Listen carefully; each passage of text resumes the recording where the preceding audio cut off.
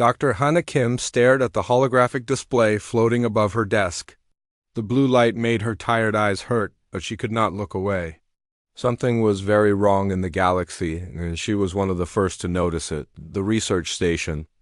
Meridian 7 floated quietly in space, far from any planet or star. Scientists from 12 different alien races worked here together, studying the mysteries of the universe. Hana had been here for 3 years now, and she loved her job. She studied alien life forms, trying to understand how different species lived and grew, but today her work had stopped. Instead, she found herself looking at reports that made no sense. The Vorthak were gone, not just a few of them. All of them. Hana rubbed her forehead and read the report again. The Vorthak were the most feared creatures in the galaxy. They were tall, strong, and cruel. Their skin was thick like armor, and their teeth were sharp like knives. For hundreds of years, they had attacked peaceful planets, stolen resources, and taken people as slaves. Every species in the galaxy knew about the Vorthak. Parents told scary stories about them to make children behave. Space travelers changed their routes to avoid Vorthak territory. Even the strongest military forces tried not to fight them directly, but now they were simply gone. 3 months ago, every Vorthak world had gone silent. Their communication networks stopped working. Their trading ships never arrived at their destinations. Their war fleets, which once made entire solar systems shake with fear, had vanished without sending even one distress signal. Hana heard footsteps behind her. She turned to see Commander Jiwon Park walking toward her desk. Jiwon was the head of human military intelligence on the station. She was a serious woman who rarely smiled, but she was also fair and honest. "Dr. Kim," Jiwon said, "have you finished reading the reports?" "Yes," Hana replied, "but I do not understand them." "How can an entire species just disappear?" Jiwon sat down in the chair across from Hana's desk. "That is what we need to find out. The Galactic Council is very worried. If something could make the Vorthak vanish, what could it do to the rest of us?" Hana nodded. She understood the fear. The Vorthak were not just cruel, they were also very strong and smart. They had advanced technology and powerful weapons. If some unknown enemy could defeat them so completely, that enemy was more dangerous than anything the galaxy had ever seen. "How many Vorthak worlds have gone silent?" Hana asked. "All of them," Jiwon answered. "Over 200 planets plus their space stations, mining operations, and fleet bases. We estimate that millions of Vorthak have simply vanished." "Any signs of battle? Destroyed ships? Damaged buildings?" "Nothing," Jiwon said, shaking her head. "That is what makes this so strange. When the first scout teams reached Vorthak territory, they found everything perfectly normal. Cities were intact, ships were still parked in their docks. Food was still fresh in storage units. But there were no people anywhere." Hana felt a chill run down her spine. She had studied many strange things in her career, but this was different. This was frightening. "What do the other species think?" she asked. "They are scared," Jiwon admitted. "The Kethter think it might be some kind of disease that only affects Vorthak. The Rolanathi believe it could be a new type of weapon. The Zentari are convinced that the Vorthak discovered something dangerous and it destroyed them. And what do you think?" Jiwon was quiet for a moment. "I think someone or something wanted the Vorthak gone, and they had the power to make it happen." Quickly and quietly. Before Hana could respond, the station's communication system activated. A calm voice spoke in the common galactic language. "All department heads, please report to Conference Room Alpha immediately." "Priority 1 briefing in progress." Jiwon stood up. "That would be Ambassador Minho Lee. He just returned from the emergency session of the Galactic Council." Hana gathered her datapad and followed Jiwon through the curved corridors of the station. They passed other researchers and staff members, all talking quietly about the same thing. The Vorthak disappearance was all anyone could think about. Conference Room Alpha was already crowded when they arrived. Representatives from all 12 species were present, their different forms creating a colorful but tense gathering. Hana saw the tall, crystal-like Kethter standing near the windows, their bodies reflecting the light from nearby stars. The Rolanathi sat in their water-filled chairs, their blue-green skin glistening under the room's lights. Ambassador Minho Lee stood at the front of the room. He was a calm man who had spent many years working with alien species. His job was to make sure humans had good relationships with their galactic neighbors. "Thank you all for coming," Minho began. "I have just returned from an emergency meeting of the Galactic Council on Nexus Prime. The situation with the Vorthak is now considered a galaxy-wide crisis." He activated a large holographic display that showed a map of the galaxy. Red dots marked the locations of Vorthak worlds. Every single dot was flashing, indicating no communication. "As you can see," Minho continued, "the affected area covers approximately 15% of known space. This includes some of the most strategically important regions for trade and resource extraction." A Kefta representative spoke up, its voice sounding like wind chimes. "What measures are being taken to investigate this phenomenon?" "The Council has approved the formation of a joint task force," Minho replied. "Ships and personnel from multiple species will work together to investigate the disappearances. We need to find out what happened and make sure it does not happen to anyone else." "Who will lead this task force?" asked a Rolanathi delegate, speaking through the water in its breathing apparatus. Minho looked around the room. "Captain Yuna.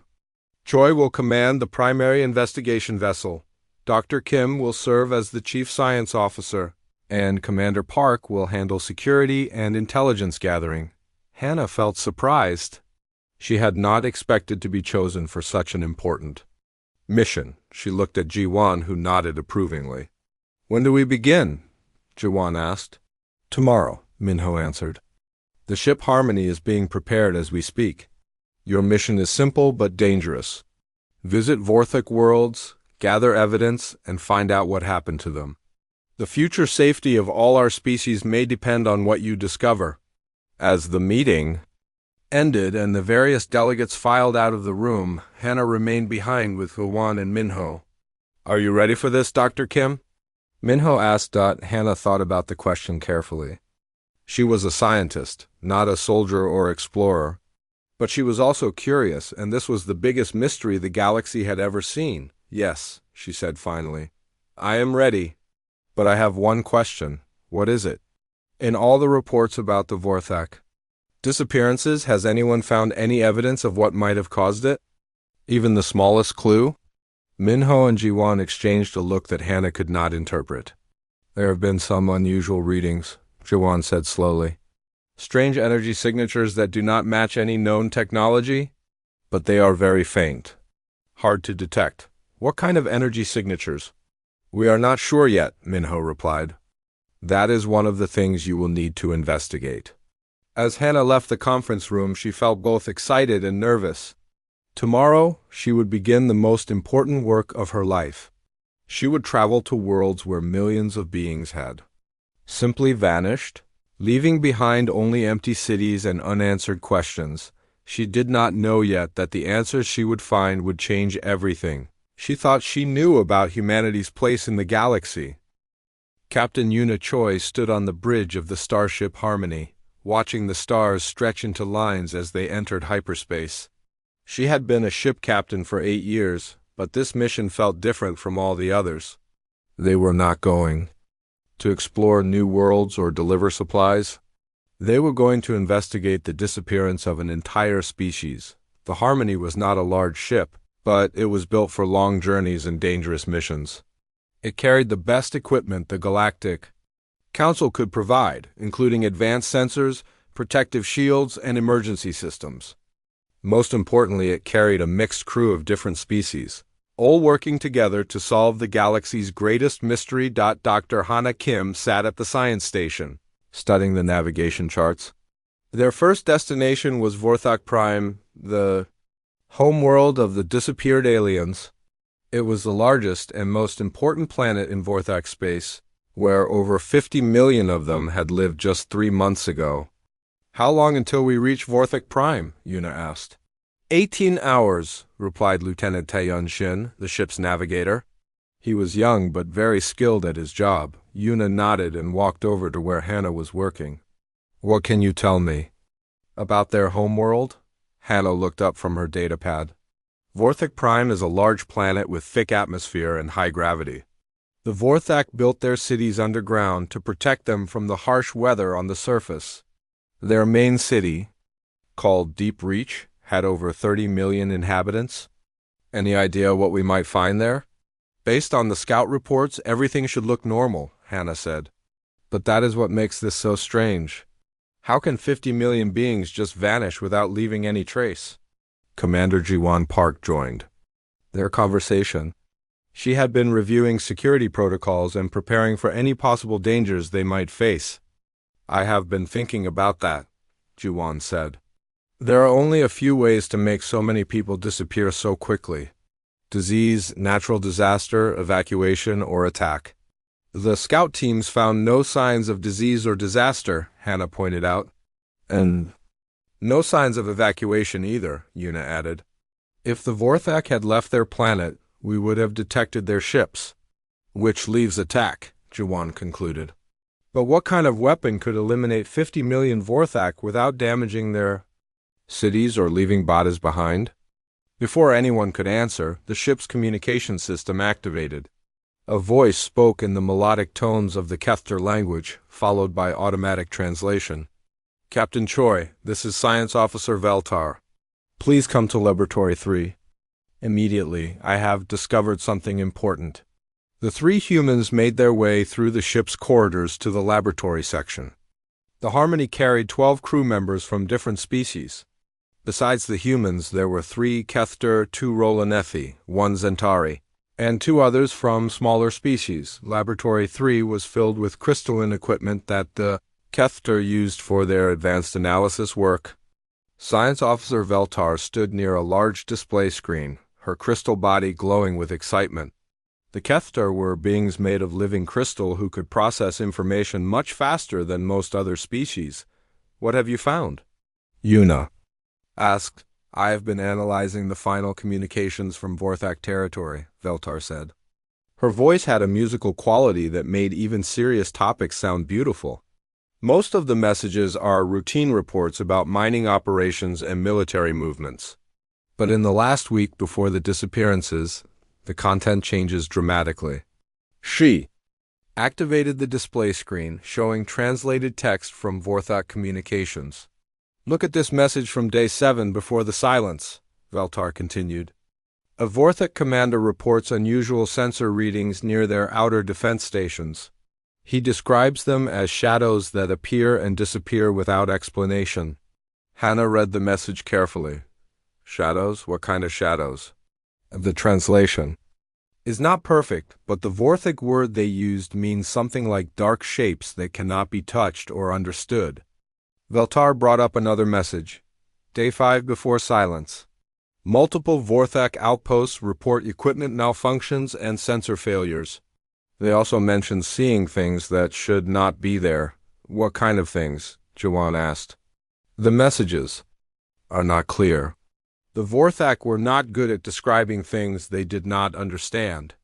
But they were definitely afraid of something. The final message made everyone in the room feel cold. It was sent just hours before all communication from Vorthak space stopped completely. Emergency transmission from Deep Reach Command Center, Veltar read. We are under attack by unknown forces. Enemy ships cannot be detected by our sensors. Our weapons have no effect. They are taking our people. The silent hunters have come for us. May our ancestors forgive what we have done. The laboratory fell quiet. Even with all their advanced technology and scientific knowledge, none of them had expected to find evidence that the Vorthak knew their attackers. Silent hunters, Hannah repeated. What could that mean? Perhaps it refers to the way they attack. Yuan suggested, without warning, without being detected. But who could have such advanced stealth technology? Yuna wondered. Before anyone could answer, Lieutenant Taeyun's voice came through the ship's communication system. Captain, we are approaching Vorthak Prime. You should come to the bridge. The group hurried back to the bridge, where they found the rest of the crew gathered around the main viewing screen. What they saw took their breath away. Vorthak Prime looked exactly as it should. The planet's brown and red surface showed no signs of damage or change. Cities were visible in the underground caverns, their lights still shining normally. Space stations orbited the planet in perfect formation. Everything appeared completely normal. "Launch the scanning probes," Yuna ordered. For the next 2 hours, they conducted detailed scans of the entire planet. The results confirmed what the earlier scout teams had reported. All the buildings were intact. All the technology was working properly. All the vehicles were parked where they should be. But there were no life signs anywhere. "Take us down to the main city," Yuna decided. The Harmony descended through the planet's thick atmosphere and landed. Near the entrance to Deep Reach, a small team prepared to explore the abandoned city. Yuna, Hana, Jiwan, and 2 alien crew members put on protective suits and left the ship. Walking through the empty Vorthak city was like moving through a dream. The streets were clean and well-maintained. Shops displayed their goods in windows. Restaurants had tables set for meals that would never be eaten. In some places, they found food that was still fresh, as if the inhabitants had just stepped out for a moment.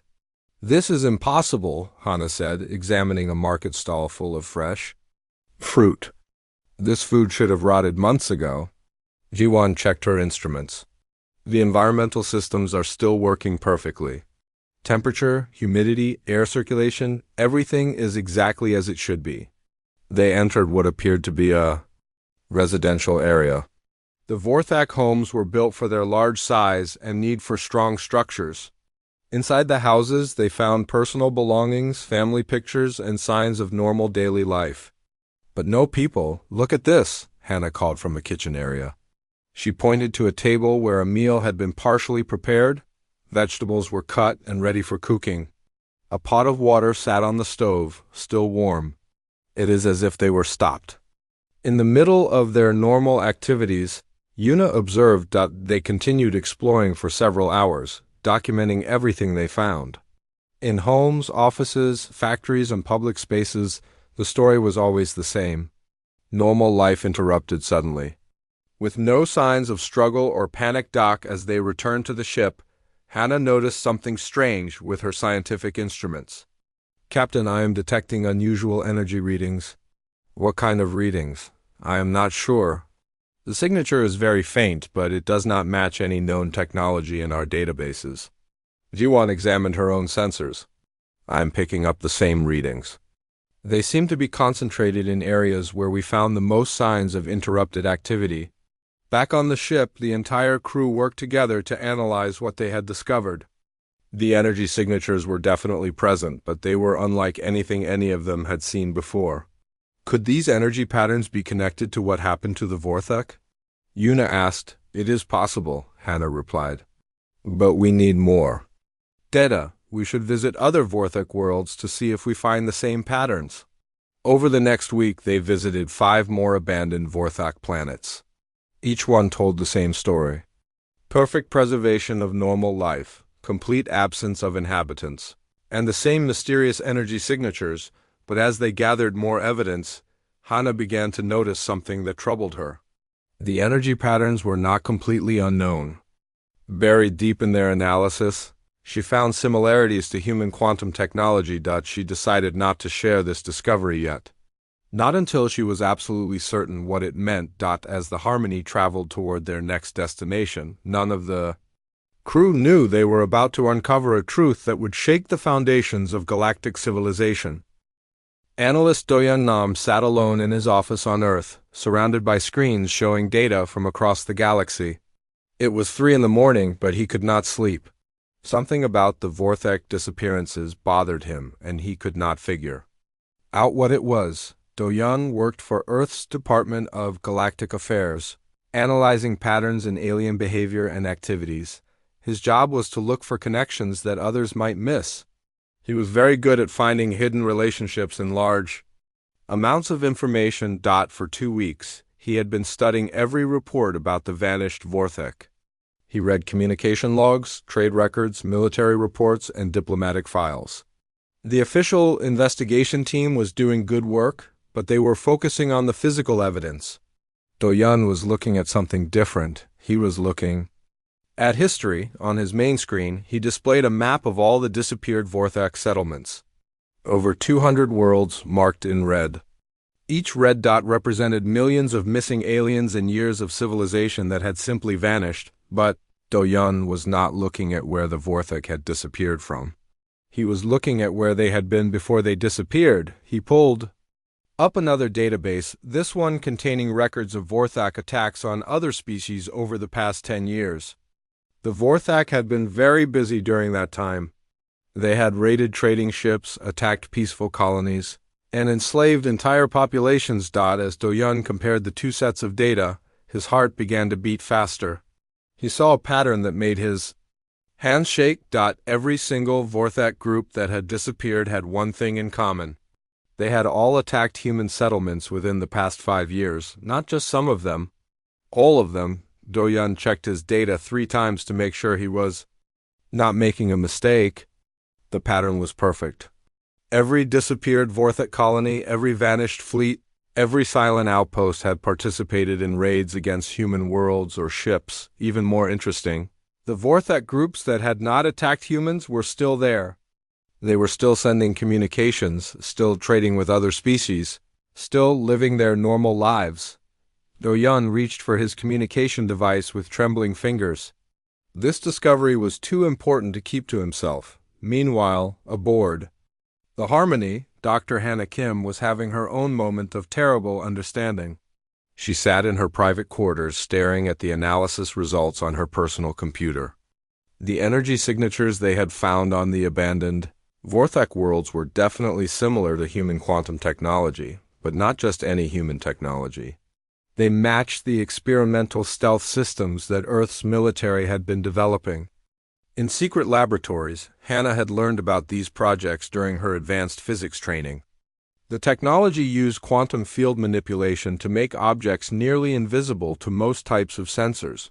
It was still experimental, and as far as she knew, it had never been used outside of controlled testing environments, yet here were the same quantum signatures on worlds where millions of Vorthak had vanished without a trace. A soft chime indicated an incoming message. Hannah opened the communication channel and saw Do-Yun Nam's face on her screen. He looked tired and worried. "Dr. Kim," Do-Yun said, "I need to share something with you. Something that cannot wait for official channels." "What is it?" "I have found a pattern in the Vorthak disappearances. Every single group that vanished had attacked human colonies or ships within the past 5 years. Not one exception." Hannah felt cold. Her own discovery about the quantum signatures suddenly made much more sense. "Are you certain about this?" she asked. "I have checked the data many times. The pattern is absolute. Only Vorthak who harmed humans have disappeared." Hannah looked at her own analysis results. "Do-Yun, I need to tell you something too. The energy signatures we found at the Vorthak sites match human stealth technology." Both of them were quiet for a long moment. The implications of their combined discoveries were frightening. "What do we do with this information?" Do-Yun asked. "We need to tell Captain Troy and Commander Park immediately." An hour later, the senior staff of the Harmony gathered in the conference room. Hannah and Do-Yun presented their findings to Captain Yuna Choi, Commander Ji-Won Park, and the other department heads. The room fell silent when they finished their presentation. "Let me make sure I understand this correctly," Yuna said slowly. "Every Vorthak group that disappeared had previously attacked human settlements, and the energy signatures at their abandoned worlds match human military technology." "That is correct," Hannah confirmed. "But that would mean ... Yuna began, then stopped. "It would mean that humans are responsible for making the Vorthak disappear." Ji-Won finished. Science Officer Veltar, the Kefter team member, made a sound like breaking glass. In her species, this indicated extreme surprise or shock. "Are you suggesting that Earth's government conducted a secret military operation against the Vorthak?" she asked.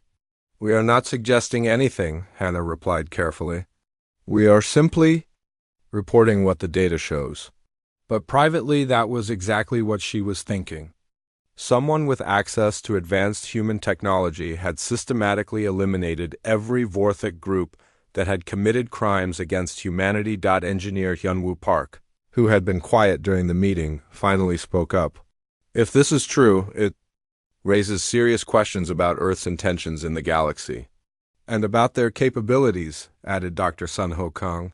The ship's medical officer. Commander Jiwon looked uncomfortable. As the senior military officer on the ship, she would be expected to know about any large-scale human military operations. But she had never heard of anything like what the data suggested. I need to send an encrypted message to Earth Command. She said, we need answers about this. What about the other species on our crew? Yuna asked. How do we explain this to them? It was a good question. The Harmony carried crew members from several different alien species. If they learned that humans might be responsible for the Vorthak disappearances, it could create serious problems. For now, we keep this information limited to human crew members only, Jiwon decided. Until we know more, we cannot risk causing panic or destroying the trust we have built with our alien colleagues. But keeping secrets on a small ship was not easy.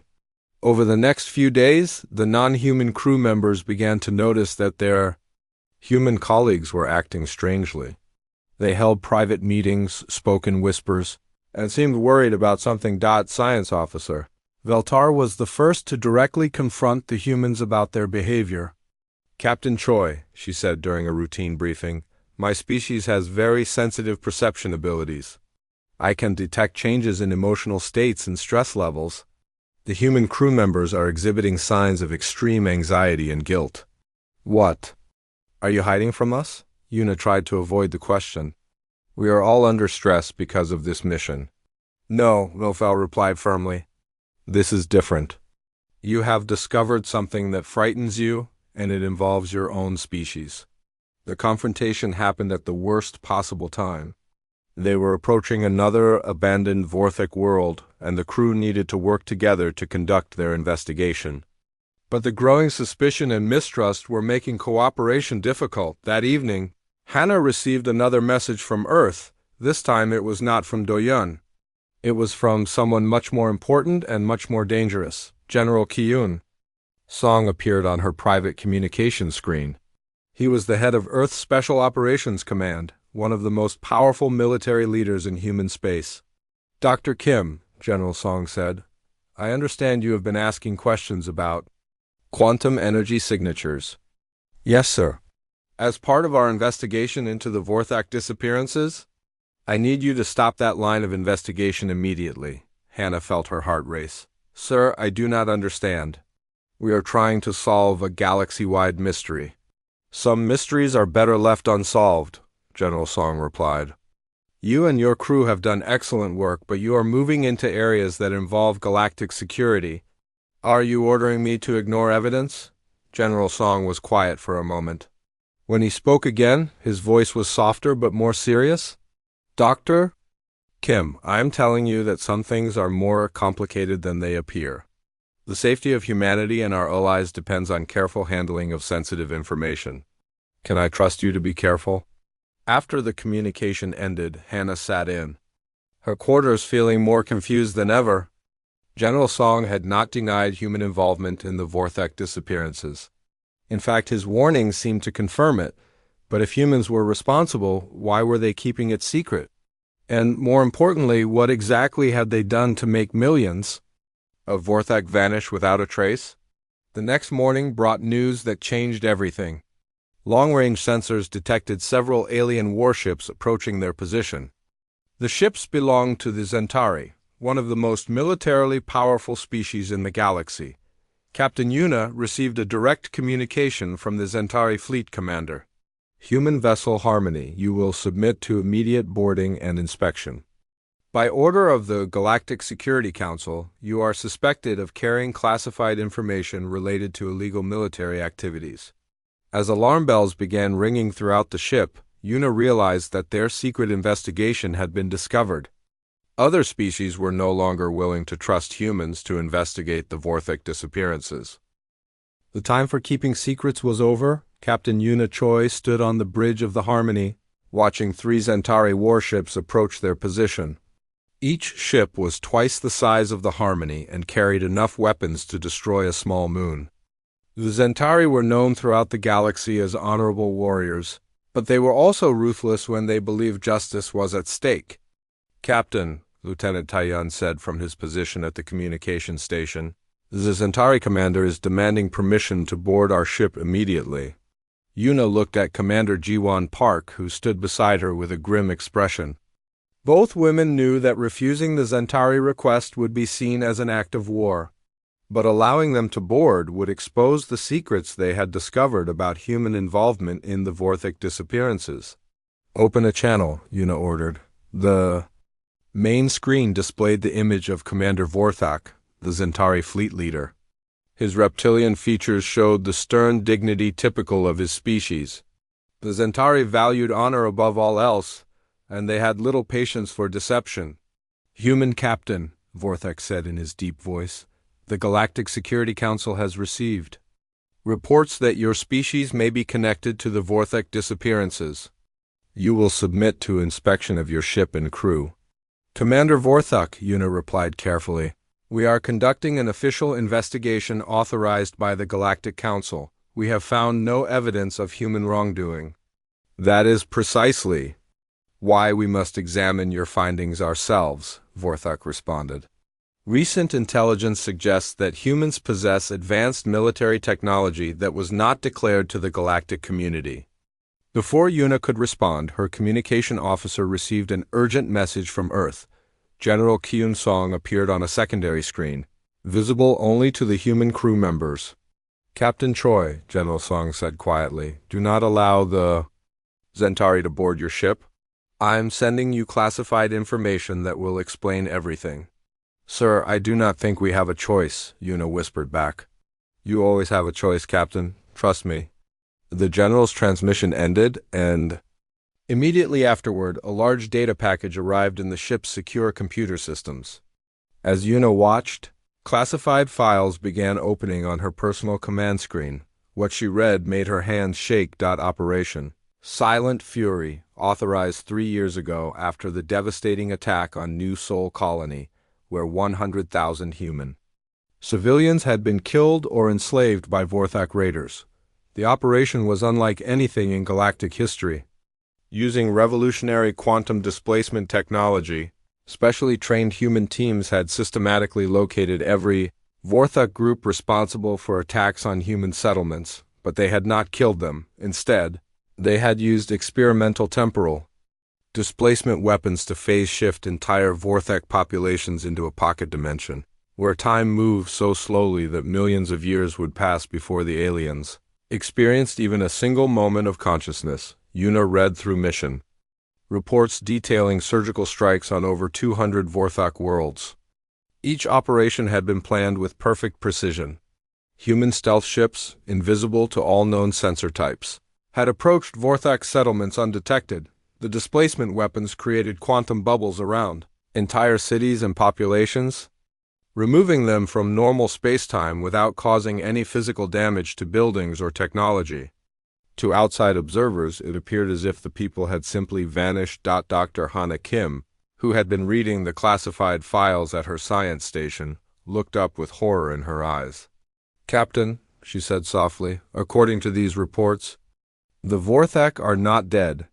They are trapped in a temporal prison where they will experience eternal punishment for their crimes against humanity." Commander Jiwon Park studied the tactical reports. The operation required coordination between hundreds of human military units across dozens of star systems. This was not a small mission. This was a declaration of war. "But why keep it secret?" asked Lieutenant Taeyun. "Because," Yuna realized, if the galaxy knew humans could make entire species disappear without a trace, every alien civilization would see us as an existential threat. At that moment, Science Officer Veltar entered the bridge. The Kethra's crystalline body was glowing with agitation. "Captain Choi," she said, "I have been monitoring your crew's biometric readings.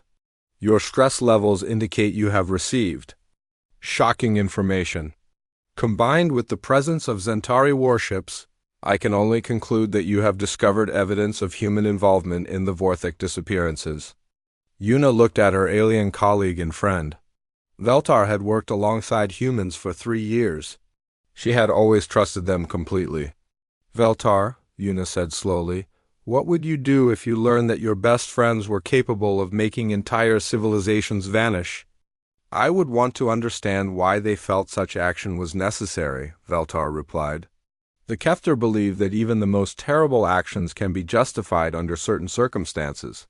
Yuna made a decision that would change the course of galactic history. Computer, display Operation Silent Fury files on main screen. Authorization Troy Alpha 7. The bridge fell silent as the classified human military operation was revealed to the mixed crew of the Harmony. Alien and human crew members alike stared at the evidence of humanity's secret war against the VORTH aka Dr. Sunmi Oh, the physicist, who had developed the displacement technology, appeared in a recorded briefing that was part of the classified files. The quantum displacement field creates a temporal differential of approximately 1 billion to 1, Dr. Oh explained in the recording.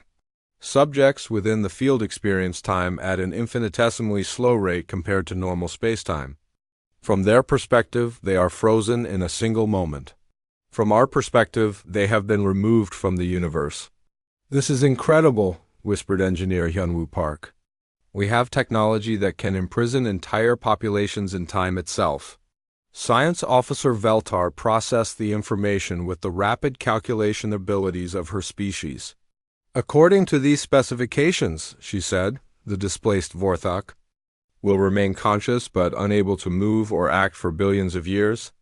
They will be aware of their punishment but unable to escape it. Is that not more cruel than simply killing them? Asked Dr. Sunho Kang. The Vorthok enslaved and tortured millions of innocent beings, Commander Jiwan replied. Perhaps experiencing helplessness for eternity is appropriate justice. As the crew absorbed this information, the Zentari warships moved closer to the Harmony. Commander Vorthak sent another transmission. Human Captain, you have 3 minutes to submit to boarding, or we will consider your ship to be in violation of galactic law. Yuna looked around the bridge at her mixed crew.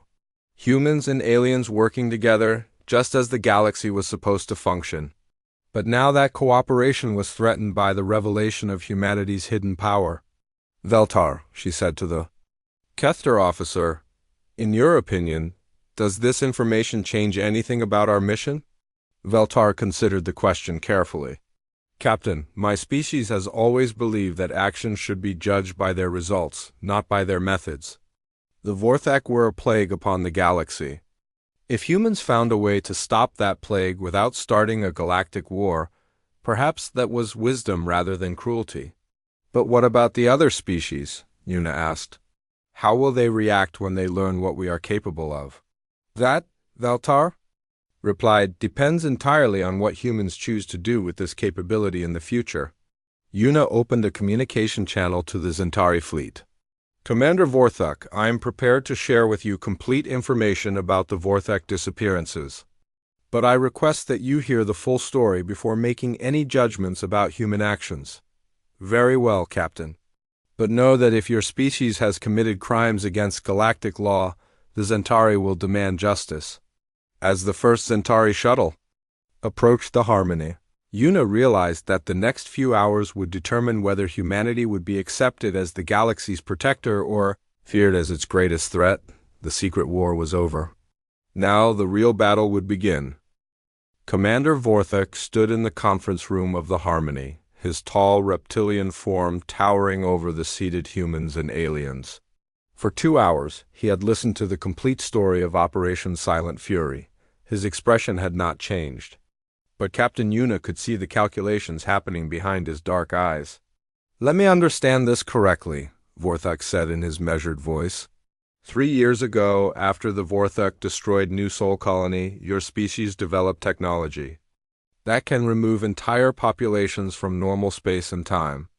That is correct, Dr. Hana Kim confirmed. The quantum displacement field traps subjects in a temporal prison where they experience consciousness but cannot act or escape. And you use this technology to systematically eliminate every Vorthak group that had attacked human settlements. Yes, Commander Ji-1 Park replied. Over 200 operations across 5 years, targeting only those directly responsible for crimes against humanity. Vorthak turned to look at the classified technical specifications displayed on the room's screens. According to your doctor, O's research, this technology could theoretically be used against any species on any scale? Theoretically, yes, Hannah admitted, but it has only been used against the Vorthak. So far, Vorthak observed, the comment hung in the air like a threat. Everyone in the room understood the implications. If humans could make the galaxy's most feared predators disappear without a trace, what could they do to other species who opposed them? Science Officer Veltar spoke up from her position near the data displays.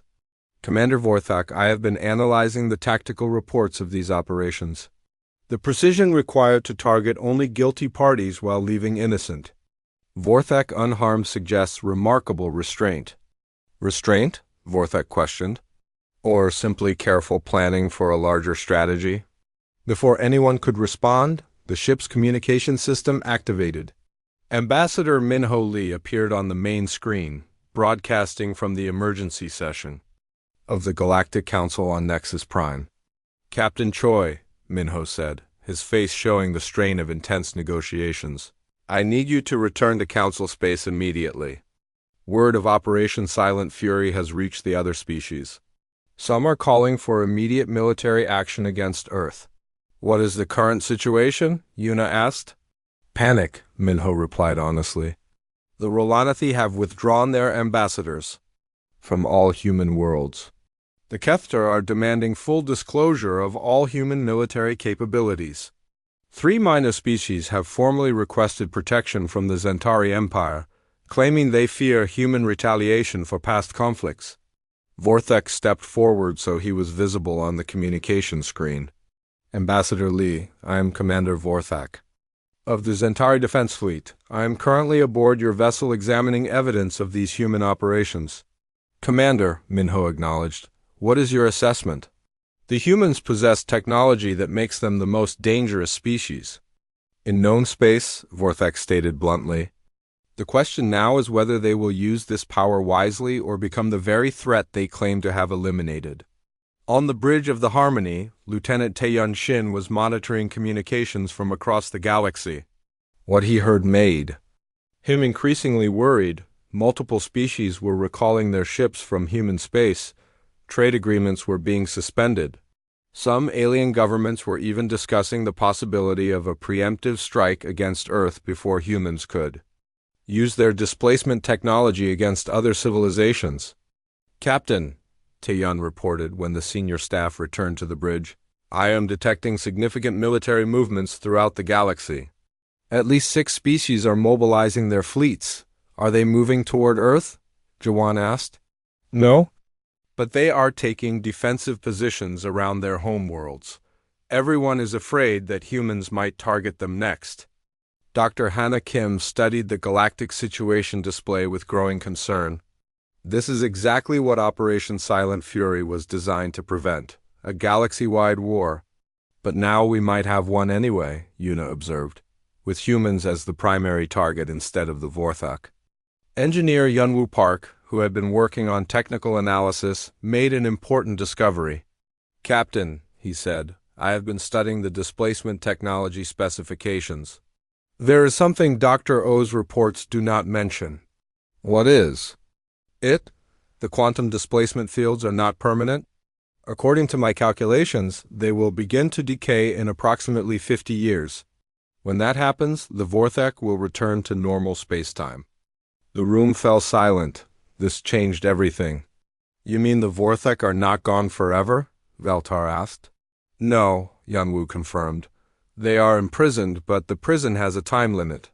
In 50 years, millions of very angry Vorthak will suddenly reappear exactly where they were when the displacement fields activated. Commander Vorthak made a sound that might have been Zentari laughter. So humans did not eliminate their enemies. They simply delayed the confrontation. And made it much worse, Jawan realized. When the Vorthak return, they will want revenge. Not just against humans, but against every species that benefited from their absence. Dr. Hannah Kim felt a chill as she understood the full implications. For 50 years, the galaxy has been peaceful because the Vorthak were gone. Other species expanded into their territory, freed their slaves, and built new civilizations. When the Vorthak return, they will want all of that back. Plus interest, Vorthak added grimly. Una made a decision that surprised everyone in the room. We need to tell the Galactic Council everything. Not just about Operation Silent Fury, but about the 50-year time limit. Captain, Jawan protested, that information could cause complete chaos. The chaos is already starting, Una replied. The only way to prevent a galactic war is complete honesty. We need to work together to find a solution before the Vorthak return. She opened a general communication channel to broadcast to the entire galaxy. This is Captain Una Choi of the human vessel Harmony, speaking to all members of the galactic community. I am transmitting complete technical specifications for the quantum displacement technology used in Operation Silent Fury. Across the galaxy, billions of beings watched as humanity revealed its most closely guarded military secret. The displacement fields that remove the Vorthak from normal spacetime are not permanent, Una continued. In approximately 50 years, every displaced Vorthak will return to exactly the location where they were imprisoned.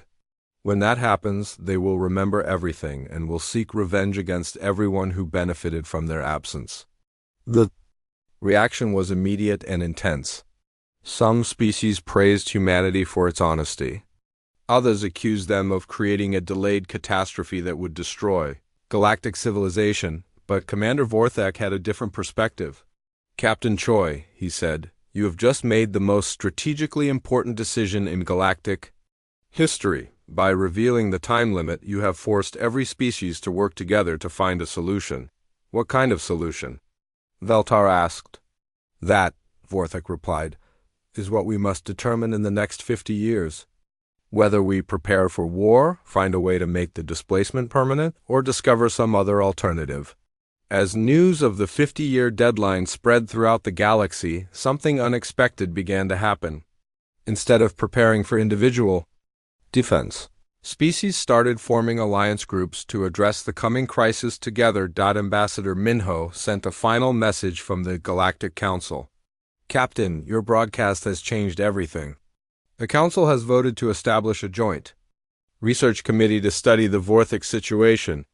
For the first time in galactic history, all species will work together on a single project.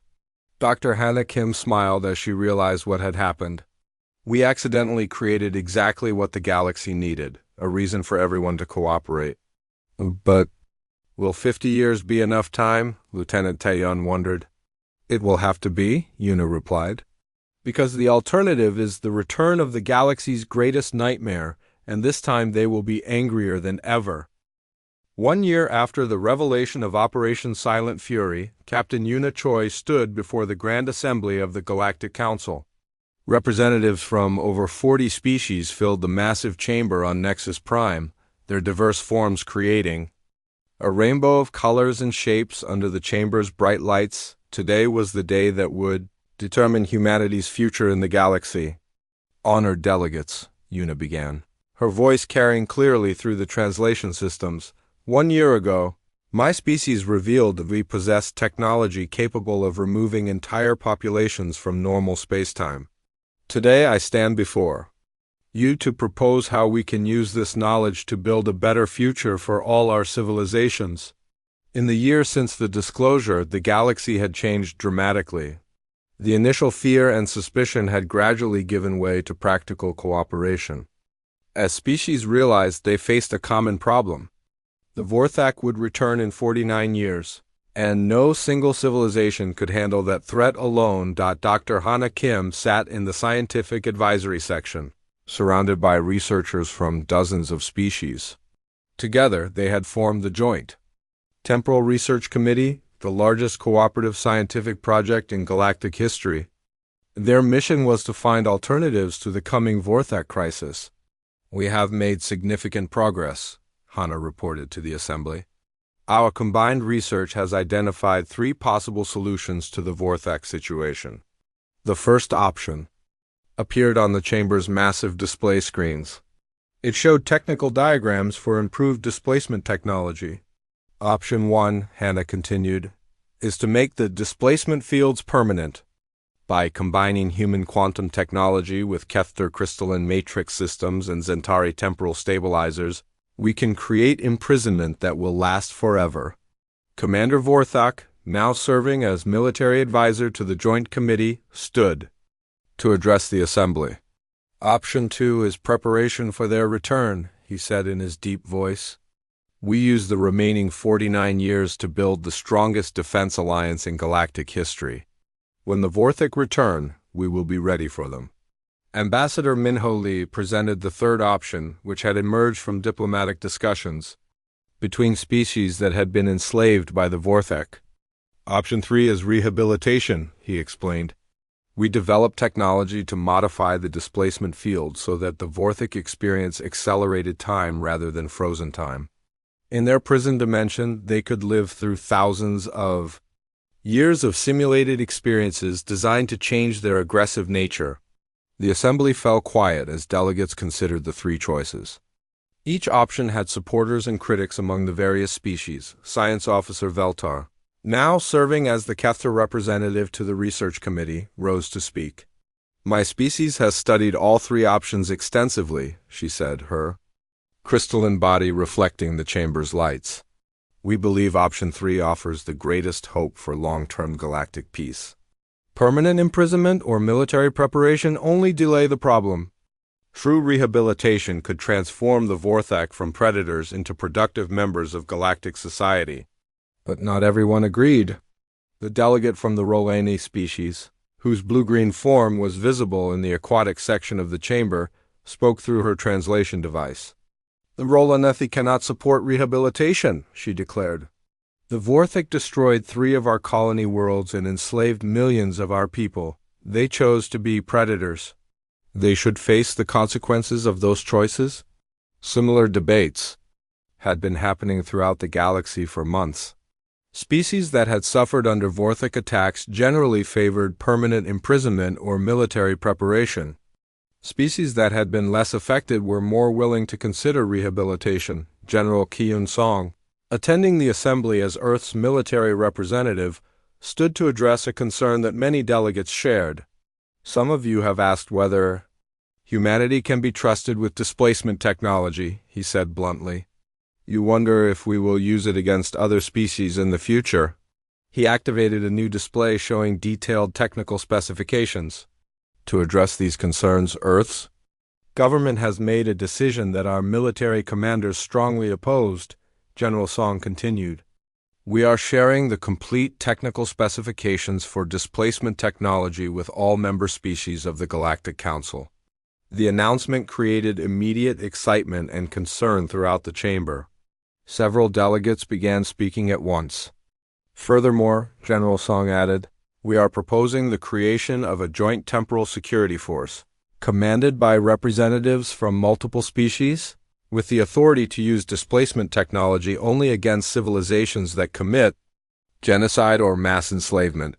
Dr. Sunmi Oh, the physicist who had originally developed the displacement technology, appeared via holographic projection from her laboratory on Earth. I want to address the technical implications of sharing this technology, she said to the assembly. By making displacement weapons available to multiple species, we ensure that no single civilization can use them for conquest. The technology becomes a tool for galactic justice rather than human dominance.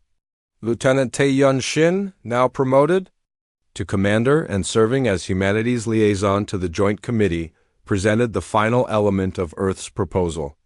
We suggest establishing the Galactic Justice Protocol, he explained. Any species that commits genocide or mass enslavement against other civilizations would face displacement imprisonment by the Joint Security Force. This would prevent future conflicts like the Vorthak situation.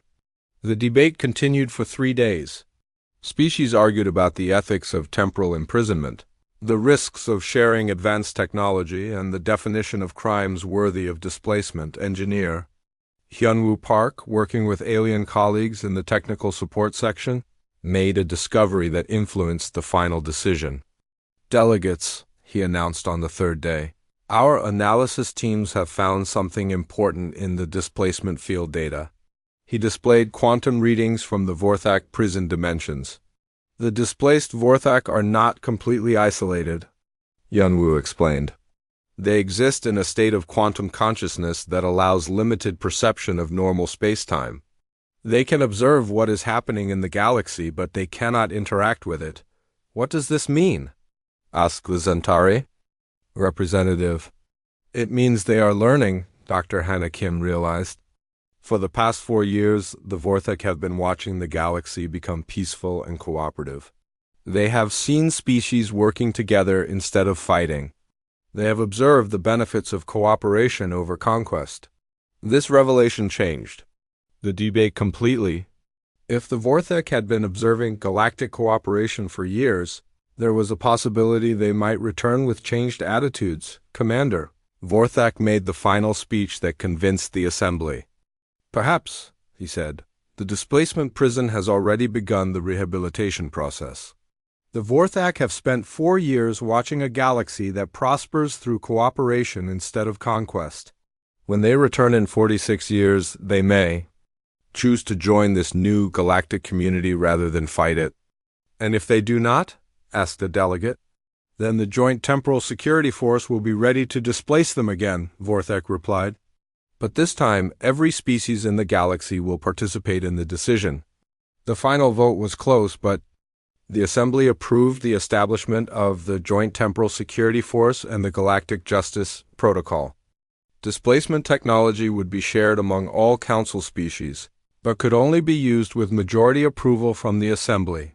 6 months later, Captain Yuna Choi stood on the bridge of the new ship Harmony 2, watching the construction of the galaxy's first Joint Temporal Research Station. The facility was being built by engineers from 12 different species, using the best technology each civilization could provide. Dr. Hannah Kim joined her at the observation deck. Do you think we made the right choice? Hannah asked. I think we made the only choice that gives everyone hope, Yuna replied. For the first time in galactic history, all species are working together toward a common goal. And if the Vorthak return as conquerors instead of converts? Yuna smiled as she watched alien engineers working alongside human technicians, building something that no single species could have created alone. Then they will face a united galaxy instead of scattered civilizations, she said. Either way, we have already won the most important victory. Engineer Hyunwoo Park, observing the construction from the station's communication center, sent a message to his family on Earth. The Vorthak taught the galaxy about the dangers of conquest, he wrote.